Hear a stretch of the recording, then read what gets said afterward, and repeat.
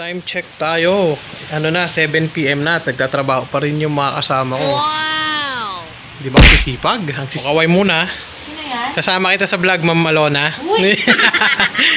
Oh, brother. Maganda ka naman ah. Oh, di ba? Oh. Kaya ang pinaka-flawless dito sa office namin. Wow! Hindi ko naman napapanood yan eh. Kaya Ano ba yan? Kabamaganda yan? Oh, brother. Nakakatakot ba yan? Oo. Siyempre, ito pala, makikita mo dyan, nakakatakot, no? Ayan, no? Joke. magpapalang ni Kuya Bin ha. Ikaw ay muna. Yon. Shout out pala kay Brother Bing. Kailan ba siya? Ayan, yung makikita nyo yung mga cross namin dito. May isa. Bawat pinto ng mga department, may mga cross kami dito para protection sa mga entities na nandito. Diba? So, makakasama natin si Ponzi. Isa sa mga naka-experience ng kababalagon.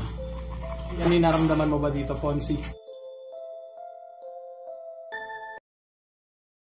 Yung nagbibihis ako dito, no, nung pauwi na ako, may nakita ko dito, nakasilip na itim.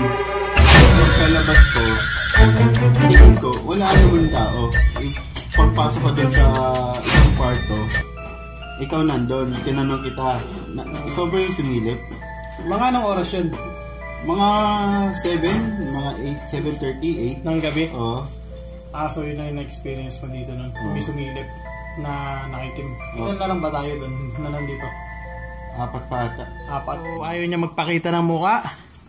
So yung boses na lang. Pagtingin ko dun sa door, may taong lalaki na matangkad. Hindi naman siya maitim or what. Pero yung face niya, deformed. Nakakatakot. Talagang klaro in my eyes and Tapos ang tagal. Akala ko... Yun yung mismong salamin na yun? Oo, yan. Di ba yun dito sa labas? Dyan? Oo. Tapos ang ginawa ko, bumangon ako kasi ang tagal eh. Nakatitik talaga? Oo nga, here. Papunta dito, di ba? Oo. Mga ilang minuto sa'yo nakatingin? Tingin mo? Tagal yun eh. Siguro seconds din. Ginawa ko, bumangon ako, lakas loob ako kasi alam ko naman talaga na may kasama ako rin. Sumilip ka sa labas? Hindi. Nag-open door ako talaga. Tapos nag-left and right pa akong ganun. Tapos walang ilaw dun sa inyo. Pinapatay namin lahat ng ilaw. Tapos dito lang sa hallway CR, di ba? Wala naman. Sabi ko, niloloko ba ako nito? Baka kung nagtakbuhan naman kayo na yung mga bungisnis nyo, yung footstep or what, di ba? Talaga. Tapos di ba yung dating nagpunta rito na may third eye, mas sinabi niya na marami dyan. Feeling niya baka marami daw na binaon dyan sa CR, nilaglag, gano'n. Yun. Bagay kasi no?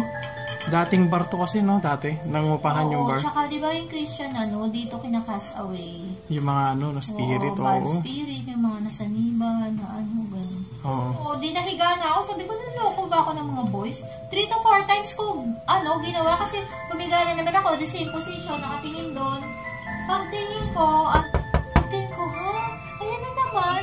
Sula mo, nung 4 times na yata, di ba? Diyos ko, nilamig na ako na ibang pakiramdam. Nakapatay naman yung electric fan, second time ko nakakita ng face. Pero hindi talaga ako usually nakakita ng face, di ba? Yung smoke type lang or anino. Wala naman talaga silang mukha eh. Ito talaga, klaro, na-deform yung face. Tapos malaki kay Ma'am Anjali, di ba? Nagpe-prayer siya. Tapos may sumabay sa kanya. Hindi ka naalala mo yun? Alam mo kung bakit sumasabay sila sa ganun? Naakit sila. Ay, di ba? Naakit sila sa dasal. Kung magdadasal dapat kayo, sa isip na lang, wag yung bibig kasi. Kasi, nalalaman nila eh. Nakakatakot yun kay Ma'am Jolie, no? Oo, di ba? Tahimik sila dun, di ba? Sa lang ka mo. Tapos biglang may kasabay ka nagdadasal. Oo, kaya nga pinakwento niya. Talaga naniwala siya. Talaga. Nabidyoan ko pa yan. Nagpiprint ng mag-isa. Takot niya si Jerome. Di ba dito kami natutulog? May bumagsak kaya dyan? Di ko alam kung sino yung bumagsak. Sa tray ng madaling araw na. Si brother kasi siya unang liligo sa amin eh. Nagising ako. Alam mo yung may gumulong? Yung pagka nahulog na may gumulong, gano'n, parang may nalaglag talagang tao. Hindi kaya may history yan. Narinig ko talaga, nagising ako eh. Tapos sumilip ako kasi sa panaw ko si brother. Sumilip ako, ganun niya ako, sabi ko, wala ako si brother. Ligpit na rin yung kama niya. Ibig sabihin, naligo na. Akala ko siya yung nalaglag. Oo nga kasi mama. Hinihintay ko na sumigaw na, oy, tulungan niyo ako, nalaglag ako. Gano'n, kayo sumigaw na, ay, gano'n. Dumating, kaliligo lang, sabi ko, uy, akala ko ikaw yung nahulog. May nahulog pa ako dyan, tinignan namin, binuksan yung ilaw. Wala ulit ako nakano na, sabi ko meron ulit nagpaparamdam nga doon. Yun, kasi sa CR na, di ba? Nung bago pa tayo, lagi ko naririnig. Kasi Ma'am Jean din. After long... Sa CR, ano yung ano? Yung parang may Parang sa cubicle. umiiyak. Oo, sabi ko yung kayo. CR ng pambabae. Yes. Iba doon marami. Nandito ako sa lugar kung saan tumutuloy ako dito for weekdays. Dito ako may narinig na creepy. Kasi natutulog ako 3 AM. Dalawa kami natutulog dito. Biglang may kumalabog. Parang may nalaglag sa may hagdan. So, yung hagdan kasi na yung bakal.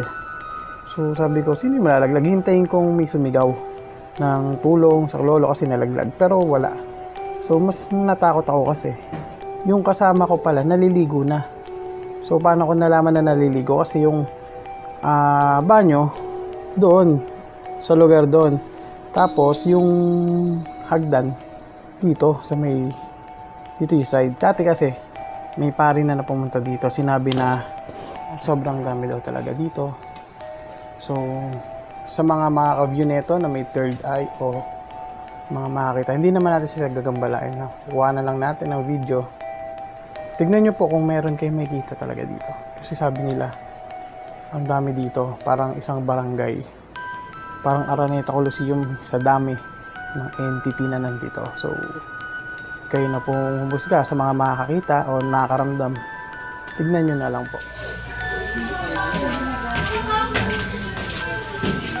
So, ito yung hagdan.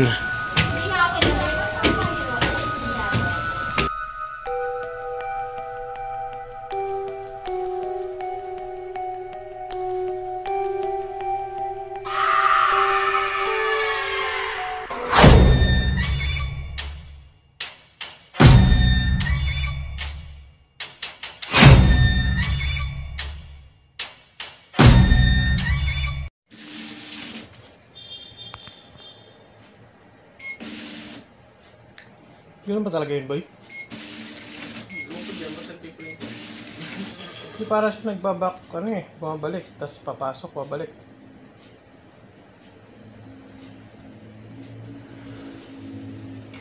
Ganyan ba talaga yan? Ganun. Ganyan, nagaganyan, hindi? Hindi ba yan pinapatay?